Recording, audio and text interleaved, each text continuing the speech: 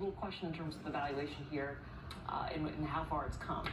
Yeah, well, this report, though, is staggeringly good, right? I mean, there's so many metrics that to really like. Growth, family of apps, like daily active users, how did that keep growing, right? I think it's average revenue per person.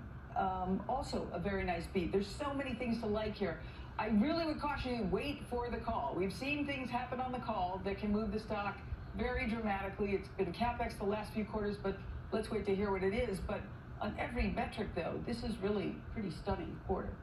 There's usually, though, when we hear CapEx, it's negative that it's going up, but this time it could actually be positive, no? Or I feel like they've already been talking about it going up, up. And we know the giant spend on hiring, right? And at some point, we want to see efficiency, but I mean, there is a lot to love in this. Advertising doing great. I mean, I want to hear the call.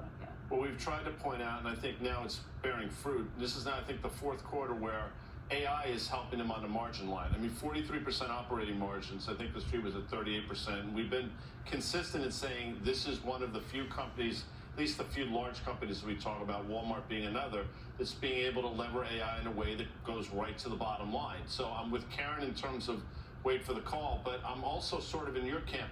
You know, the first time we heard CapEx from Facebook scared the you-know-what out of the market. The last few times, they've not only given them a pass, but I think they're rewarding them for it. So there's a lot to like here. Of course, the only problem is, I mean, it's a pretty huge gap off of where we close. We'll see how it plays out. Yeah, you know, one of the things you just mentioned, the compensation package, is so they've been having some huge wins, taking some folks for maybe tens, if not hundreds of millions of dollars in pay packages across like a wide swath of, you know, call them acqui-hires also over the last few months or so. You could say, well, is that playing catch up? Is that a bit of desperation? We know that there's some performance issues with Llama relative to some of the other LLMs.